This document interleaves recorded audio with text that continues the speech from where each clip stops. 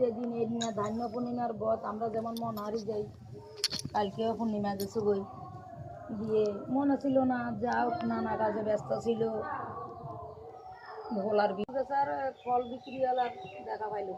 ফল বিক্রিওয়ালাও যে গেলো